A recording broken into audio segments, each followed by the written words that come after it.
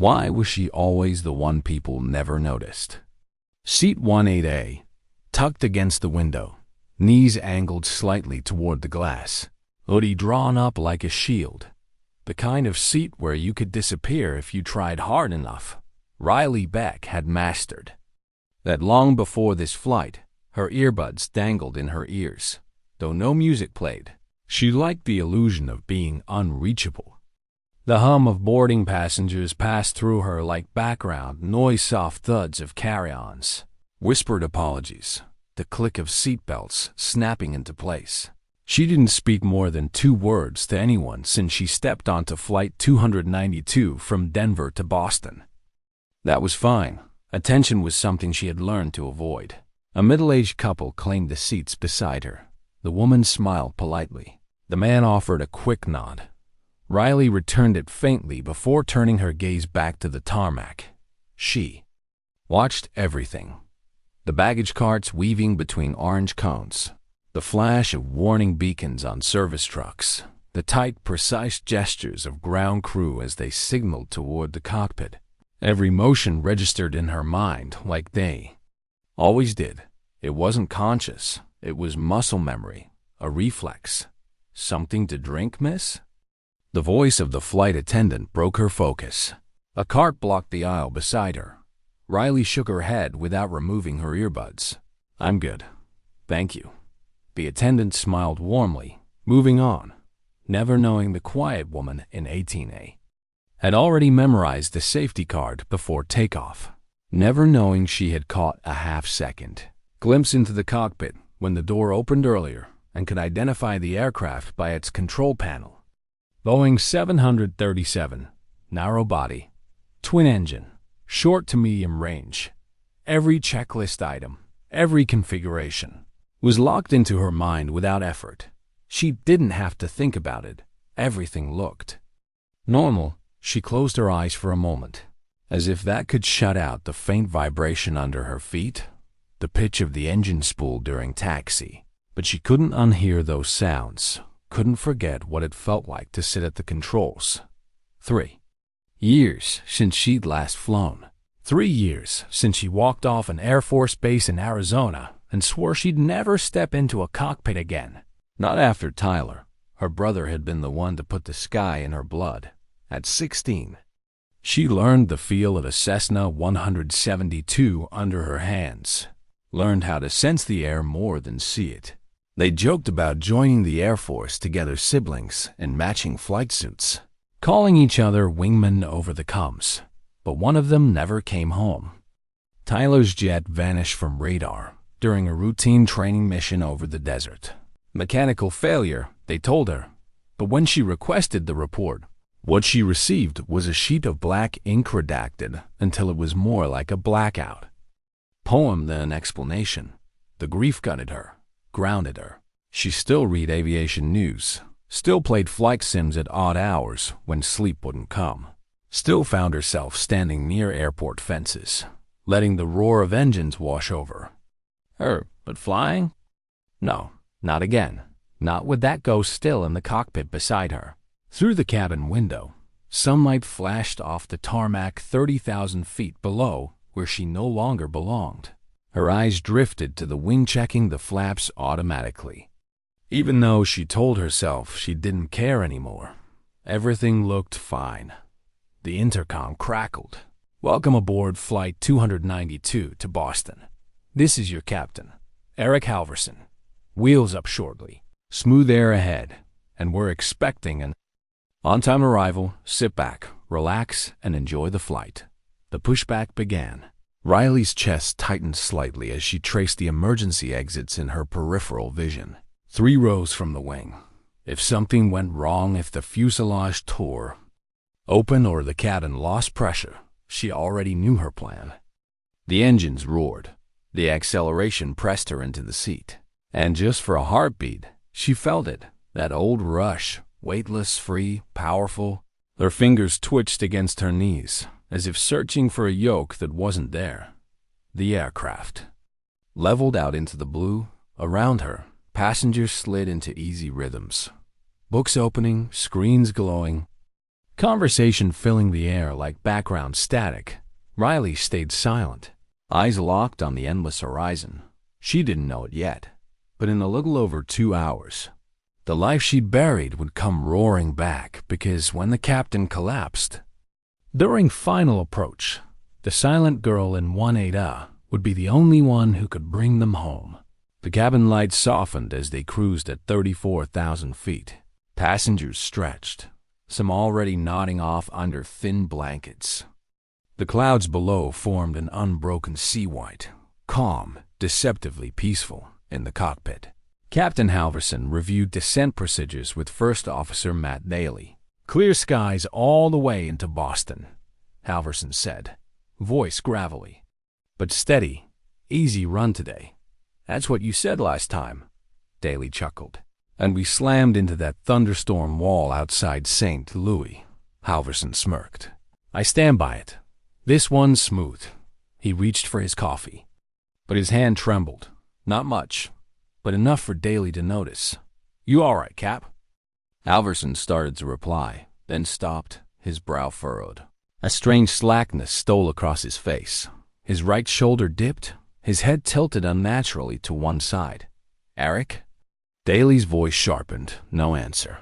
The captain's hand slid from the throttle. In the next second, his entire body pitched forward, collapsing onto the yoke.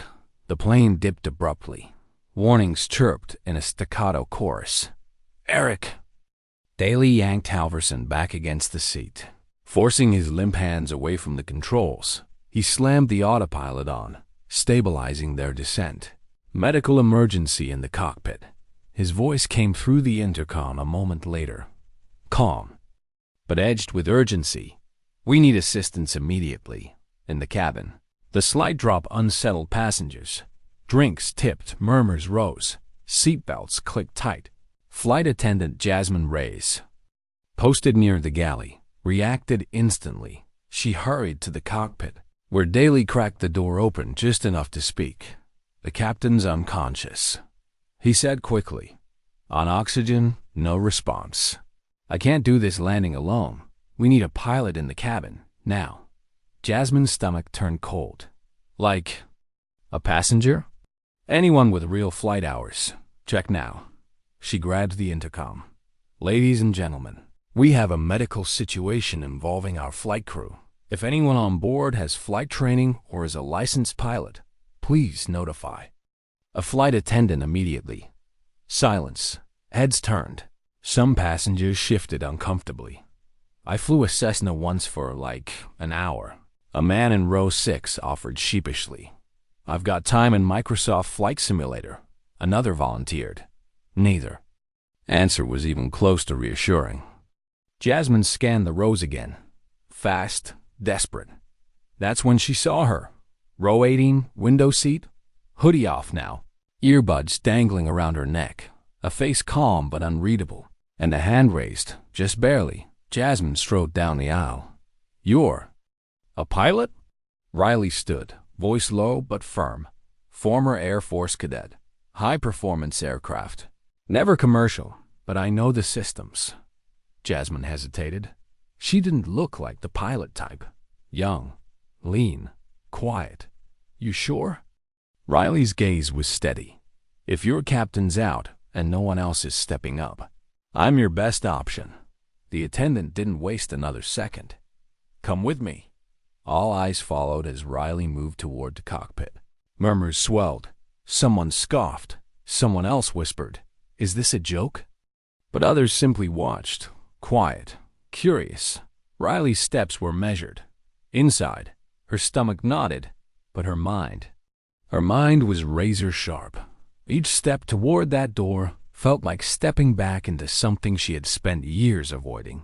At the threshold, Daly stared. "You're the backup?" "Call me what you want," she said evenly. "Just tell me what I'm working with." And just like that, the silent girl in 1-8 had disappeared into the cockpit, walking straight into the storm that waited ahead. The cockpit smelled of burnt coffee and recycled air. Dim instrument lights bathed everything in a muted amber glow, flickering slightly as the plane rode subtle turbulence. Captain Halverson slumped in his seat, strapped in but motionless. The faint rise and fall of his chest under the oxygen mask was the only proof he was still alive. His skin was pale, almost waxy under the sterile lighting. Matt Daly's eyes flicked from Halverson to Riley. "You're the Air Force cadet?" His voice was tight, like he didn't have time to question it, but couldn't help himself. "Former," she corrected. Her body was already moving without conscious thought, sliding into the cramped right-hand seat, scanning the array of displays and switches. She didn't wait for permission. Her gaze swept the instrument cluster in a single practiced arc. Altimeter, airspeed indicator, artificial horizon. She took them all in before Daly finished explaining. "I've stabilized us on autopilot," he said quickly. Captain collapsed mid-approach briefing. "Just dropped. We're 31,000 feet. Descending slow. Fuel's good. Weather's decent. Vitals?" she asked. "Pulse faint. Breathing shallow. Amos is on standby in Boston." Her brain was already calculating flight profile, weather vectors, aircraft weight. She'd never flown a 737, but she'd spent enough hours in simulators and fighter jets to understand the physics, the controls, the feel. Daly hesitated. "You ever land something this big?" Her eyes didn't leave the instrument panel. "No," she said flatly. "But I know how. You handle coms and checklists. I'll fly." For a beat, they just looked at each other. Then Daly nodded once, decisively. "All right, let's do this." Outside the cockpit door, Jasmine stood guard, her knuckles wide around the handle. She could still hear the murmurs from the cabin. Did she really say she flew fighters? She looks like she's 20. Are we even safe? Safer than with no one up there, Jasmine thought, holding her post inside. Riley adjusted the captain's seat for her height. Her fingertips brushed the yoke. It was like touching a ghost. Her heart gave a single heartbeat. She hadn't been here, in this space, with this kind of power in 3 years. The controls felt familiar, comforting, dangerous.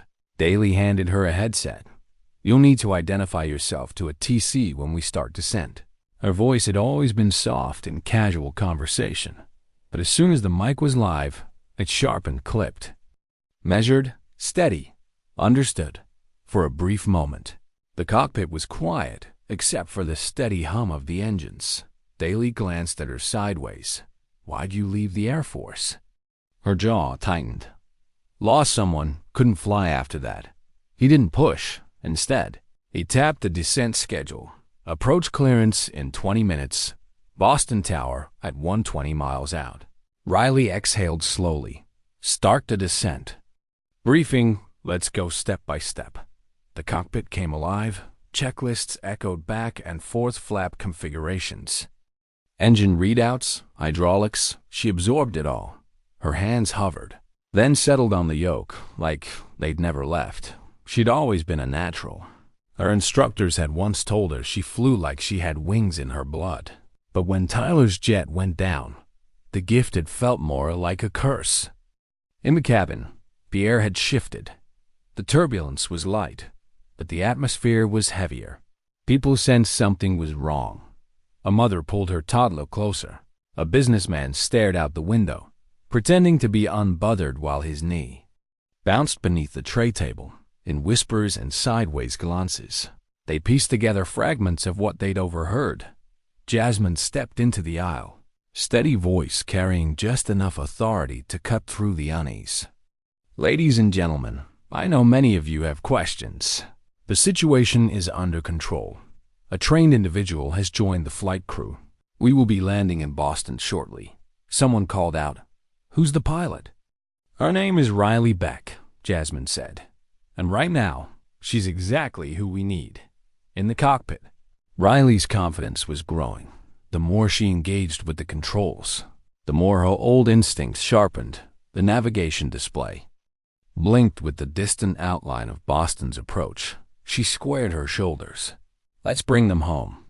Daly gave a single nod. Adjusting his own seat like he was settling in for a ride he wasn't entirely in control of. "Descent to 15,000. Level until Boston Center directs otherwise. Daly read. Roger. Riley replied, voice clipped. She nudged the yoke and dialed in the vertical speed, the nose pitched ever so slightly down. The sensation of gradual weight shift pressing against their chests. She felt the change in cabin pressure, the way the engines adjusted their song, the subtle feedback through the controls. It was like shaking hands with an old friend she thought she'd never see again. You sure you're not still in the Air Force? Daly asked after a long silence, half a smile tugging at the corner of his mouth. I'm just borrowing the sky for a bit, she said without looking over. Outside, clouds thickened. The sun disappeared, replaced by a dim gray haze streaking the windshield. The runway lights were still invisible. Swallowed by weather, Tower Control's voice came through the headset. Flight 292. Direct approach. Runway 22 left. 22 left. Cleared direct. Daly confirmed. The turbulence began to pick up, just enough to rattle the passengers in the cabin. A few gasps cut through the murmurs as drink cups trembled in their holders. Jasmine's calm voice filled the speakers. We're experiencing routine turbulence. As we prepare for landing, please remain seated with your seatbelts fastened. Routine. That word was doing a lot of heavy lifting right now. In row 14, an elderly man clasped his hands together, lips moving in silent prayer. A teenager wiped at her eyes, biting her sleeve to keep from crying. The businessman who'd scoffed earlier about a girl flying the plane now sat, with both hands gripping the armrests, eyes fixed on the seat back ahead of him. Riley didn't speak to them directly, but in her mind, she carried every single one of them like extra weight in the fuselage. I have to get this right, she told herself. You will, Daly said quietly, as if reading her mind. You're already doing it. The altimeter ticked down 8,000 feet. The skyline of Boston shimmered faintly through the mist. Flight 292. Tower's voice crackled. Cleared final approach. 22 left. Winds 9 knots. Emergency crews are standing by. Roger. Final approach. 22 left. Riley replied, You okay? Daly asked softly. No, she admitted. But that doesn't matter. A sudden gust hit the plane broadside. The fuselage shuddered. Riley's hands reacted before her mind did rudder tap. Aileron correction. Wings level again. Daly swore under his breath. You sure this is your first time with a 737? First time I've admitted it, she said. Eyes locked on the HUD. 3,000 feet. The city lights broke through the haze below, a constellation scattered over dark water. Gear down, Riley commanded. Gear down 3 green.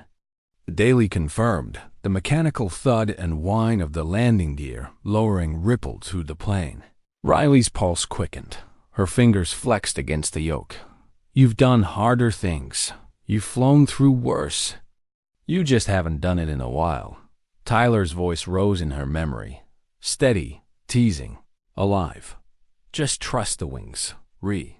They want to fly. You just help them land. The runway was still hidden. Somewhere ahead in the curtain of rain, she fixed her grip. Final check. She said quietly, Let's bring her down. The silent girl in 18A was gone now. In her place sat a pilot's shoulders squared, hands steady, eyes locked forward as Boston waited somewhere beyond the wall of gray. The runway finally appeared, long, wet, light stretching like a beacon through rain. Riley's breathing slowed into a pattern she hadn't felt in years. Slow inhale, controlled exhale. The headset crackled. Flight 292, continue approach. The tower's voice came through. Wind now 14 knots, gusting 20 from the west, surface visibility dropping. She didn't flinch. Roger. Continuing approach. Adjusting for crosswind inside the cockpit. The air thickened with focus. Every second felt louder. The instruments blinked in their steady rhythm. The hum of engines vibrating through the floor into her boots. Daly glanced over. It's yours, she nodded once, fingers tightening on the yoke. At 1,800 feet, the turbulence slammed them like a giant palm, shoving the aircraft sideways. The left wing dipped hard, tail sliding out. Gasps erupted in the cabin. Metal rattled. Someone cried out, "Roll left." Daly barked, "I got it." Riley snapped, instinct overriding thought. Her hands moved with surgical precision. Aileron correction, opposite rudder, wings leveling under her touch. Vertical speed high. Daly warned, "I see it." She shot back, glancing at the altimeter. Spinning too fast, they were sinking dangerously. "Throttle," she ordered. Daly pushed power. The engines roared, but another gust hit harder, pitching them down 50 feet in a single gut-wrenching drop. Screams filled the cabin. Oxygen masks tumbled from compartments in rows 10 to 15, swinging wildly. "Wind shear." Daly's voice was sharp now. "Leveling," Riley answered. Tone clipped, hands firm. Her body was tense but controlled. Sweat traced down her temple as the HUD display danced with shifting numbers. Her vision tunneled to the narrowing runway. "Lights ahead, Boston Tower," she called, voice unwavering. Flight 292 declaring emergency. Wind shear on final, attempting landing. Runway 22 left. The reply came immediately. Calm, but edged. Flight 292, emergency cruise standing by, winds 20 knots, gusting 27. Proceed with caution. In the cabin, Jasmine gripped the back of a seat, bracing herself as she tried to calm a crying child. The plane's frame groaned, overhead lights flickered, and the rattling sounded like bones in a storm. Some passengers prayed, others sat frozen, faces pale, eyes glassy. Row 18 was empty now, its occupant fighting the sky in a sealed room at the front of the plane. 600 feet. Gear down. Gear down. 3 green. Flaps full. Daly confirmed. "You're cleared. Go for it." She guided the aircraft into the glide slope, trimming constantly, muscles aching from the constant fight to hold her line. The nose bounced against each pocket of turbulent air, but she held it steady like she was taming something wild. Speeds. "Good. Angles clean," Daly said. "You've got this." She didn't answer. Her focus was absolute for half a second. Her vision blurred, memory flashing through her like a lightning strike. Tyler's grin in a flight suit, his thumbs up before takeoff. The last time she saw him alive, she blinked hard, grounding herself. "Stabilized, going in 200 feet, Daly called. "You're golden. 150. Another gust slammed the right wing down, hard enough to tilt the plane.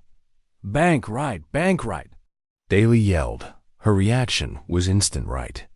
Aileron, rudder counter, keeping the nose aligned as the crosswind fought her every move. "Throttle back, flare," Daly shouted.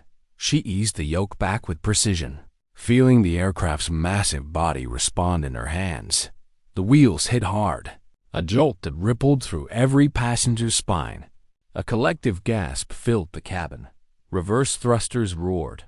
Tires screamed against the slick tarmac, sending a spray of water arching behind them. Then silence.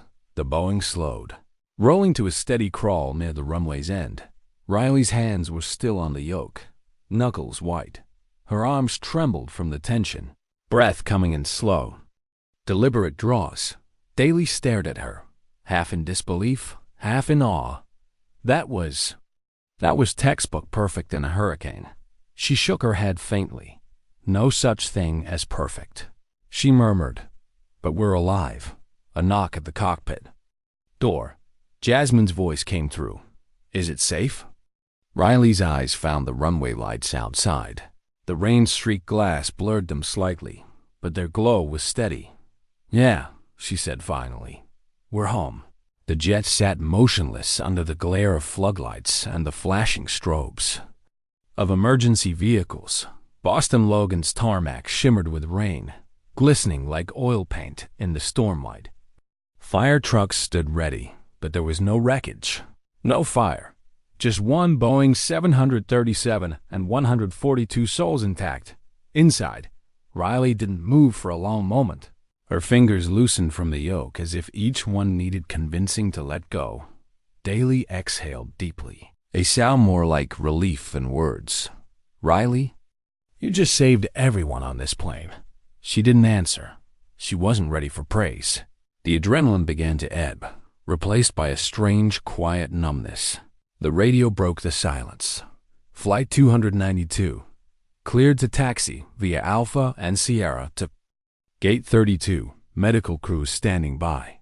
Daly relayed the message. Riley nodded, guiding the plane forward with slow, deliberate movements. "I'll take it from here," Daly said gently. She gave him a faint nod, sliding the seat back. Relinquishing the controls for the final time.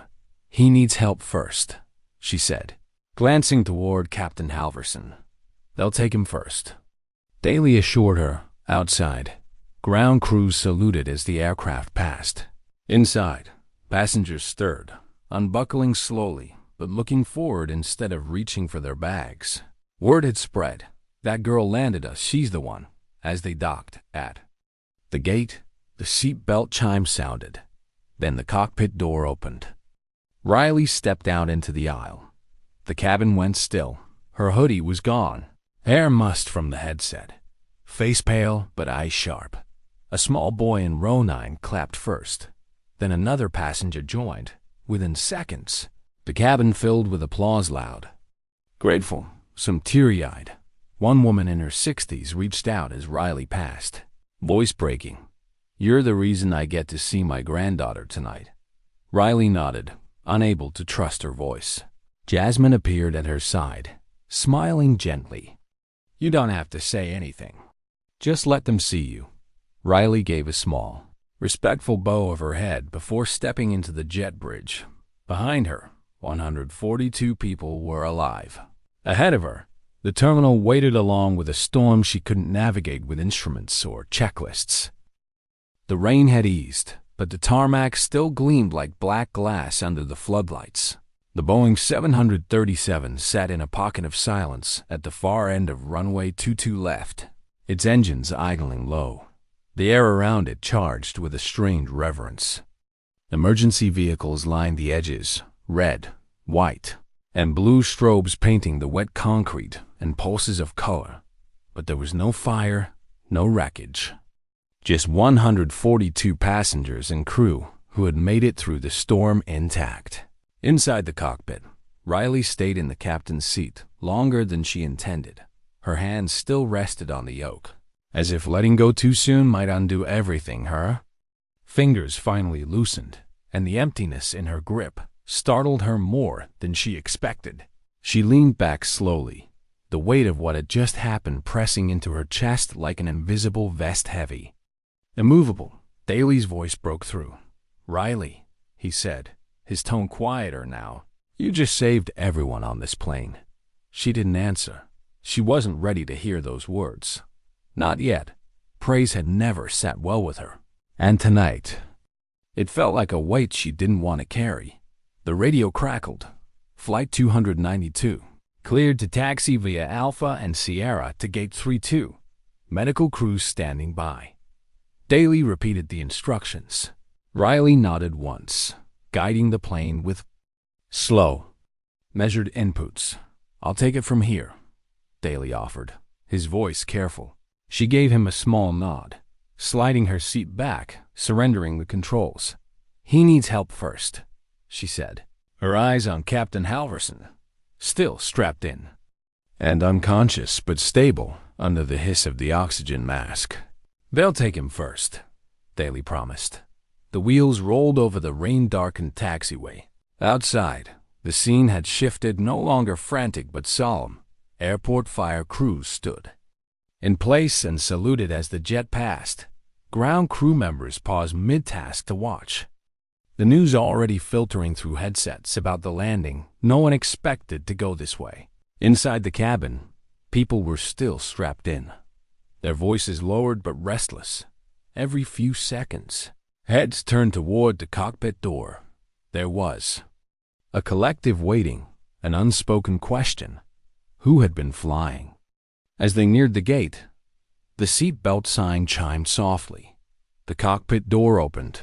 She stepped out, and the cabin went silent.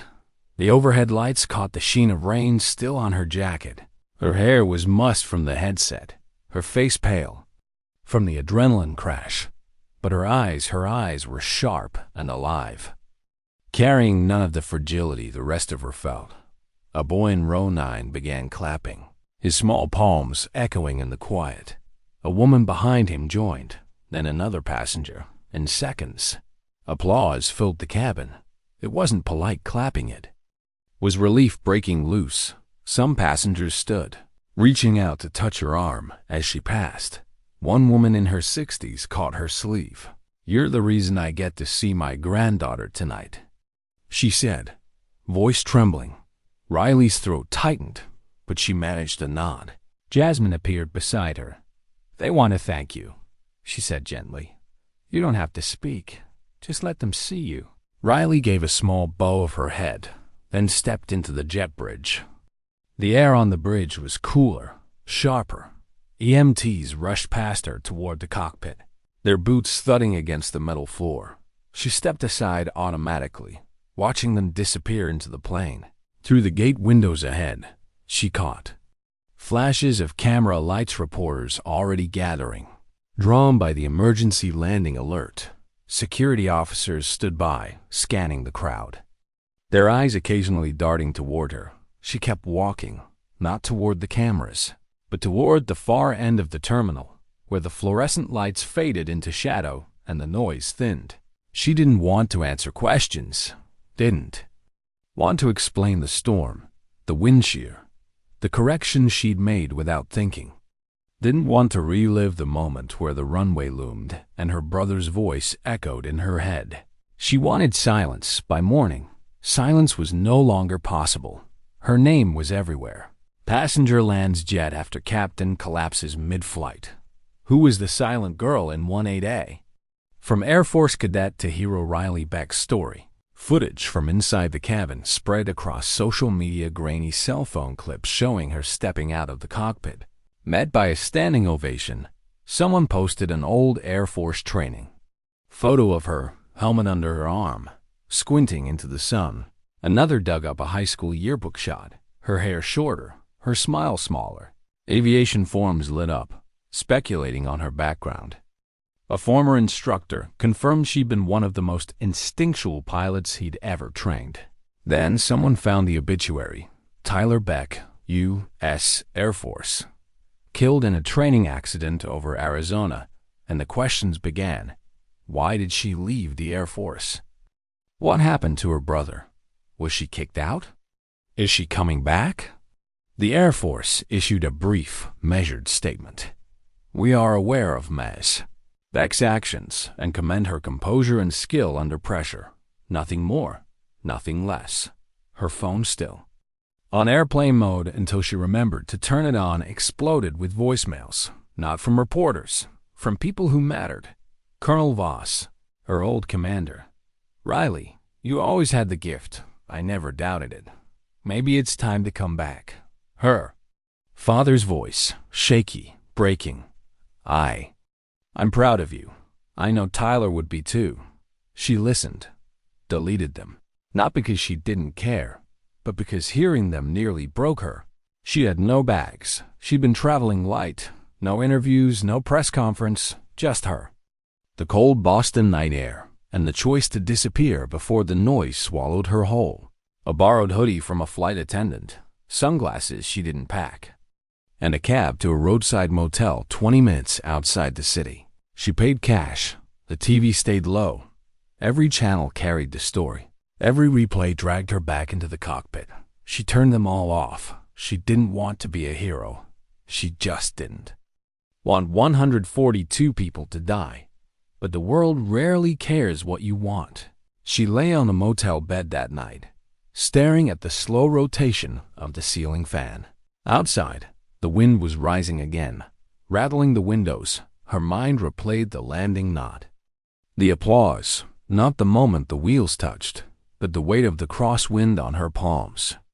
the feel of the yoke vibrating with the aircraft's resistance. The voice of her brother telling her to trust the wings. She hadn't felt that in years. Not pride, not glory, peace. The knock on the motel door was soft but steady. She froze for a second, then moved to the peephole.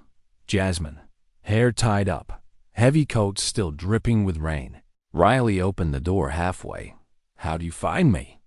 "You're not hard to trace if you pay cash with a loyalty card," Jasmine said with a sheepish smile. "I didn't come to bother you. I just wanted to thank you again." Riley stepped aside, and Jasmine came in. Perching on the edge of the bed. "The crew's still talking about you," Jasmine said. "We've never seen anything like that, not in 20 years. Some passengers are pushing for a formal recognition medals, honors. Even the FAA's drafting something. I don't want it," Riley said quietly. "I know," Jasmine replied. "But sometimes people don't get to choose what they mean to others." Riley looked away. "You didn't just land that plane," Jasmine added softly. "You gave people a second chance, and maybe, just maybe, you were meant to take back your own." Riley didn't answer, but something in her shifted. Deep and quiet, like the turn of a tide no one else could see. In that still motel room, she began to understand. You can run from the sky, but if it calls your name, it will find you again. 2 weeks after Flight 292, Riley Beck stood on the edge of a quiet airfield just outside Colorado Springs. The kind of airfield that didn't make headlines. No reporters here, no crowds. Just the slow hum of wind across open tarmac and the faint smell of fuel carried on the cold morning air. She hadn't come for interviews, not for a medal, not for some stage photograph to feed the story the world wanted. She'd come to fly. The Cessna 182 sat alone near the hangar, its white and blue fuselage catching the thin light of dawn. It wasn't a fighter jet. It wasn't a Boeing. Just a stubborn little aircraft, steady and unassuming, like the one Tyler had taught her to fly in when she was 16. Her boots crunched over frost-dusted pavement as she approached. The metal skin of the plane still held the chill from the night. This time, she didn't shiver. After the landing, she'd slipped away from the noise the same way she'd always done, quietly, deliberately, leaving the media to chase shadows. She'd opened a storage locker she hadn't touched in years. Inside were flight manuals with pages softened by time, Air Force patches still stiff with their original stitching, and a photo she'd nearly forgotten existed, she and Tyler, arms slung around each other's shoulders, both in flight suits. His grin was wide, hers smaller but just as real. They'd been standing on a dusty tarmac that day, both squinting into the sun, both thinking the sky belonged to them. She found the letter too, the one Tyler had written during training. She'd never opened it, until now. The paper was worn soft. The ink slightly faded. It wasn't long, just a single sentence in his handwriting.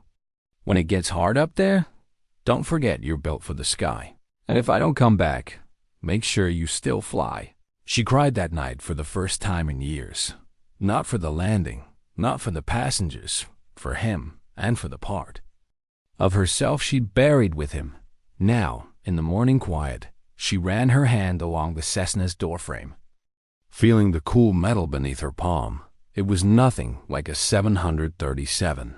No autopilot worth trusting, no crew at her side, just her and the sky. She pulled herself up into the seat. The movement automatic boots on the step, hand on the frame, twist. Into the cockpit. The seat was narrow but familiar. The scent of fabric and fuel was the same as the first day. Tyler let her take the controls. Her hands began the pre-flight without hesitation. Battery, fuel pump, engine, radios. She didn't need to think about the order. It was muscle memory, old instincts, waking like they'd been waiting for her signal. The propeller spun to life with a purr that deepened into a steady hum.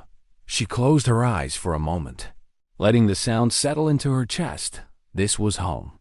Cessna. November 345 Romeo Bravo. Ready for takeoff, she said into the mic, her voice steady. The tower replied instantly, like the controller knew her name before she spoke it. Runway 17, cleared for takeoff. Good to hear you back in the sky, Beck.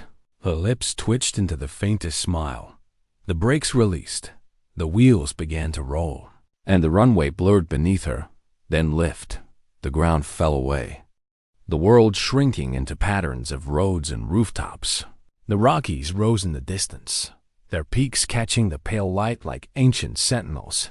The clouds stretched out below, silent and unbroken. The sun spilled across her windshield, and, for the first time in years, she wasn't running from the sky.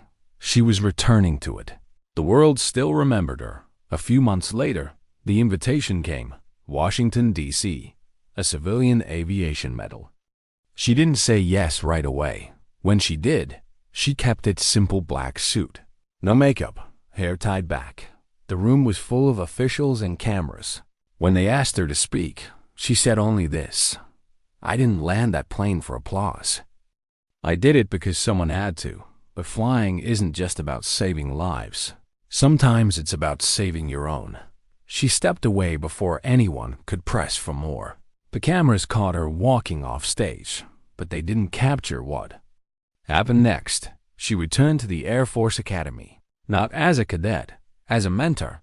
She stood in front of young pilots, some broken by failure, some afraid of the cockpit after a close call, some wondering if they'd chosen the wrong path. She didn't tell them fairy tales about courage. She told them the truth about fear, about loss, about the long climb back into a seat you swore you'd never touch again. And she told them how sometimes the sky doesn't let go of you, even when you let go of it. Her story became part of the Academy's training lectures. Not the sensational version the media loved, but the one that mattered. What it takes to keep your head and your hands steady when everything is falling apart. She still flew. Sometimes she trained pilots in simulators, her voice calm over their headsets, guiding them through storm cells and instrument failures until they landed without a tremor in their hands. Sometimes she took the Cessna up alone, tracing the spines of the Rockies where the air was thin and the silence perfect. And every once in a while, when the need rose like a quiet tide, she returned to Boston. She would sit by the windows in Terminal B, a coffee cooling on the table beside her, watching the lines of jets taxi and take off. Sometimes she caught whispers from nearby travelers. "Is that her? The girl who saved the plane?"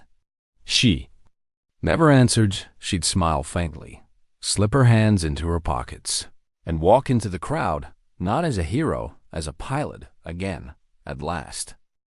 For months after the medal ceremony, Riley lived in the kind of quiet she had once craved, the kind she thought would keep her steady. She didn't seek the sky every day, just often enough to remind herself it was still hers.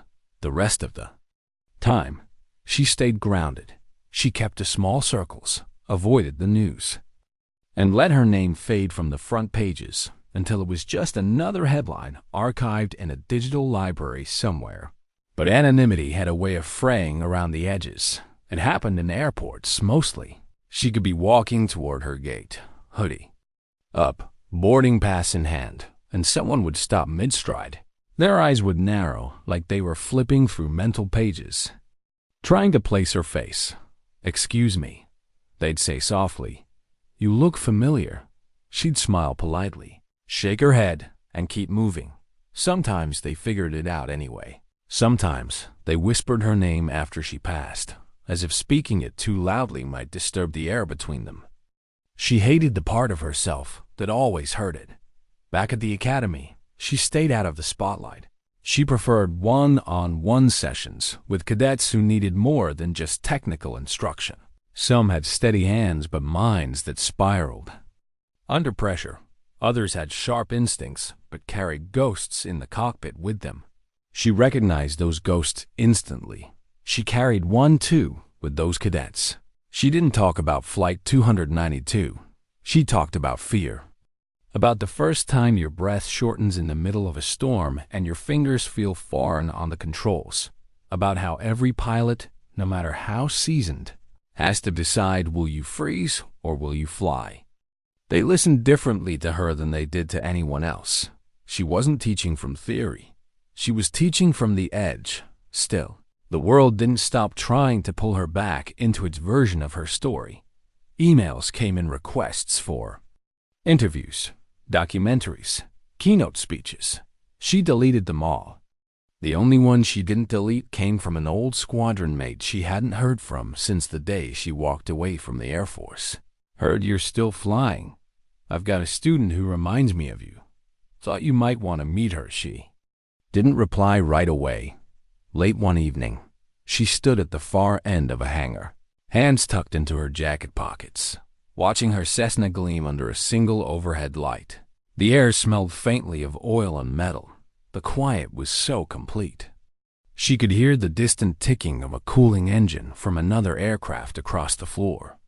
She thought about the message, thought about the girl she used to be, the one who thought the Air Force was the only place she belonged, the one who hadn't yet learned that loss could strip you down until the sky felt like a threat instead of a promise. She wondered if this student, this stranger, was standing on the edge of that same chasm. A week later, Riley met her. The girl couldn't have been more than 19, nervous smile, sharp eyes, voice that shook when she talked about her first solo flight in heavy crosswinds.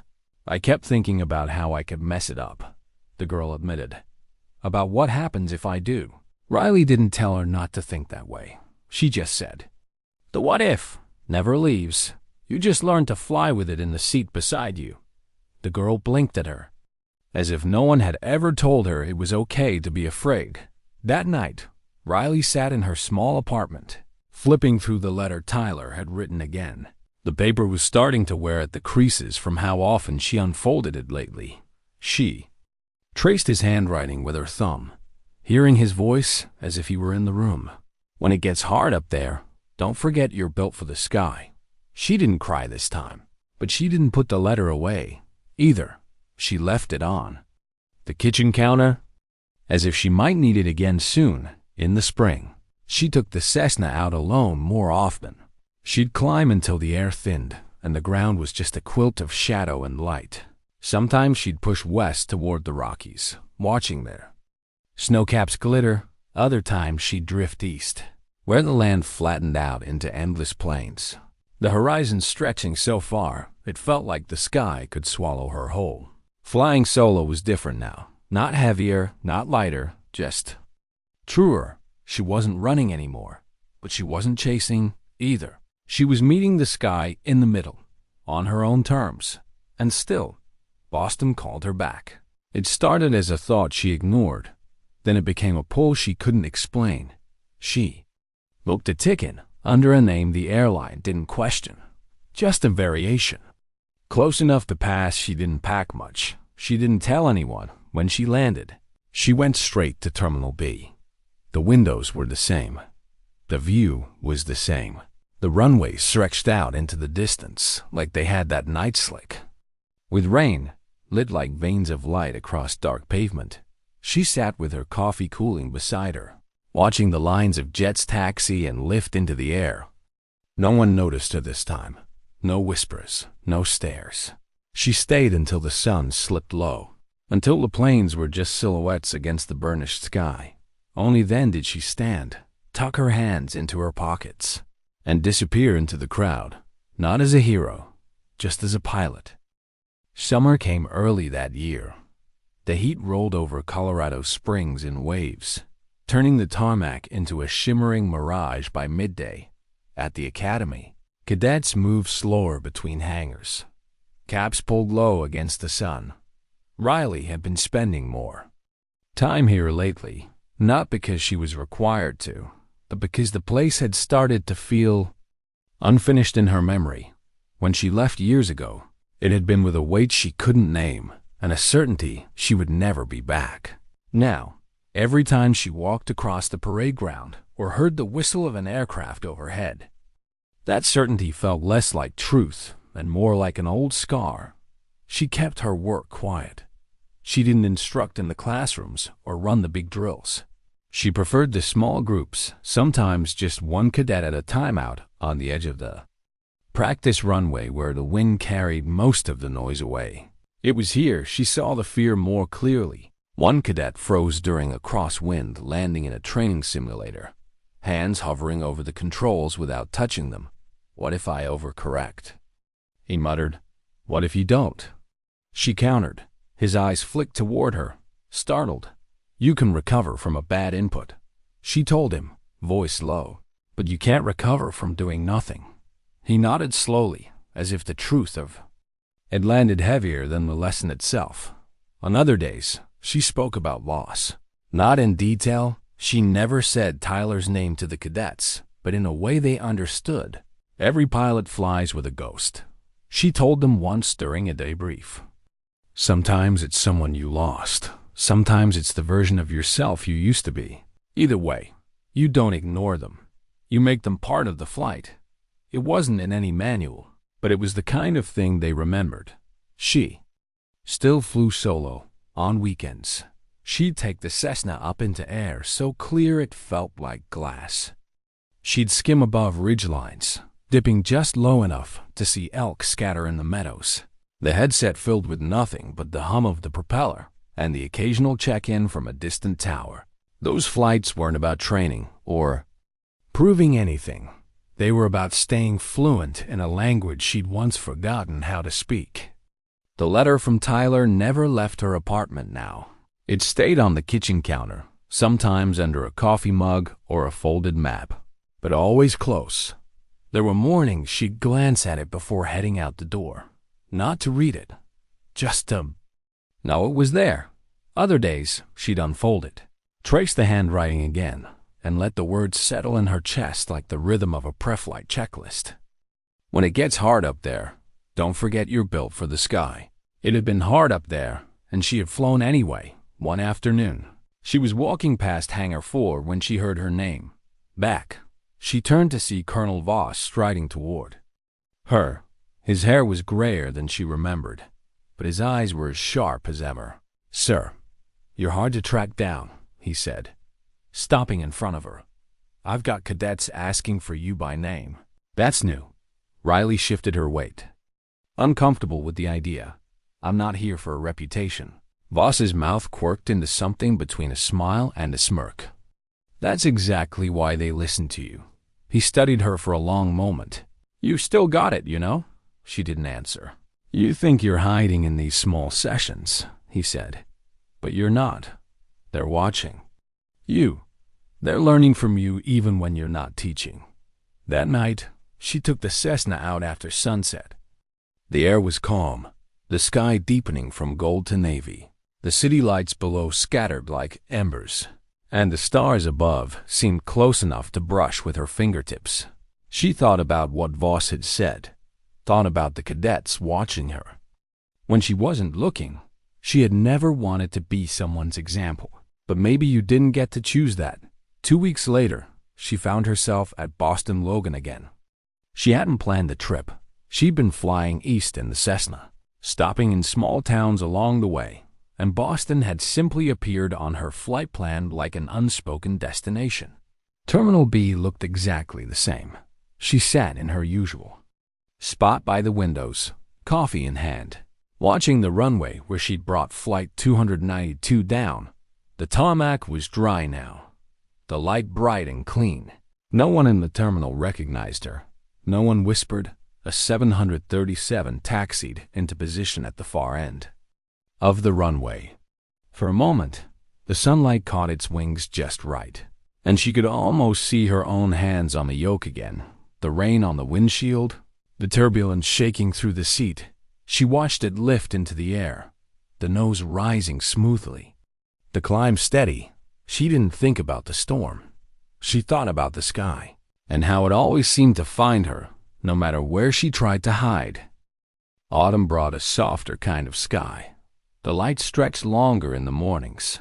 The air thinned with a crispness that carried both quiet and promise. On the far side of the Academy's airfield, the trees were just starting to turn, a slow bleed of gold and rust at their edges.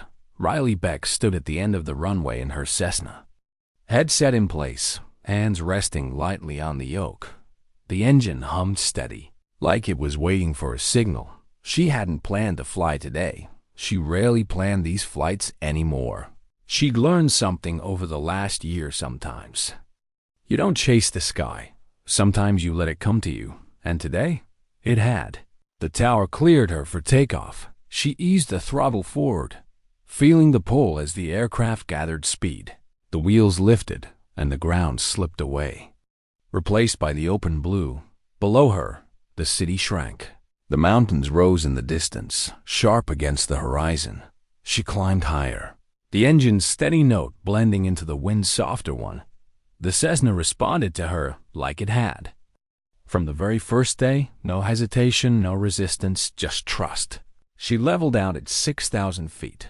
The air cool through the vents, the scent of autumn even here in the quiet.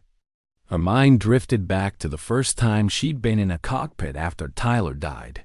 Back to the panic, the way the controls had felt alien, the way her own hands had betrayed her. She had walked away then, certain she could never come back. But the landing in Boston had changed that, not because it had made her fearless, but because it had made her honest. She wasn't flying to outrun grief anymore. She was flying because grief had finally made room for something else.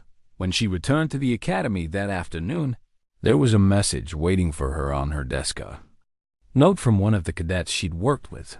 I made it through my first storm. I heard your voice the whole time. No signature, just that. She set the note beside Tyler's letter on the counter that evening. 2 pieces of paper. 2 voices that had found her in the cockpit when she'd needed them most. Her life stayed small on purpose. She didn't go back to the airlines or the military. She didn't seek another headline. Instead, she split her time between mentoring and the occasional quiet cross-country trip in the Cessna. Every so often, she'd get a postcard from a former cadet, an airfield name, a call sign, a short line about a flight that had gone well. She kept them all in a box under her bed. Sometimes, late at night, she'd take them out and read them like a logbook, not of her flights, but of theirs in late November. She found herself back at Boston Logan for the 3rd time since the landing. It wasn't planned, these visits never were. She stood again at the big windows in Terminal B, coffee cooling in her hands. The sky outside was pale. The runways busy with departures. Somewhere out there, a 737 lined up for takeoff. She watched it roll, watched the nose rise, and for a second, she imagined she could feel the vibration in her own bones, the way she had that night. No one around her recognized her. No one whispered her name, and she realized she liked it that way. The sky didn't care about applause. It never had. As she turned to leave, she passed a boy pressed up against the glass, his face lit by the glow of the tarmac lights. His mother stood behind him, pointing out the planes. "See that one?" she said softly. "That's like the kind the lady landed." The boy looked up at her, eyes wide. "The one in the story?" His mother nodded. Riley kept walking, but a small smile touched her mouth. She didn't need him to know it was her. She only needed to know that maybe, somewhere down the line, he'd remember the story, and maybe it would matter when it was his turn to face something hard. That night, she took the Cessna up again. The air was still, the stars sharp against the dark. She climbed until the ground was only a memory, and the world was nothing but sky. The headset crackled faintly with distant voices from other flights, but inside her cockpit, there was only the hum of the engine and the steady rhythm of her own breathing. She thought about Tyler, about the letter, about every moment since that day in Boston when she had stepped forward without thinking, because someone had to. The moral of it all wasn't complicated. It wasn't about being brave every time. It was about being brave the one time it mattered most. She banked gently toward home, the lights of the city coming into view far below. Sometimes dignity doesn't speak, it simply acts, and tonight Riley Beck was just a silhouette against the stars, heading back to the runway with a steady hand and a quiet heart.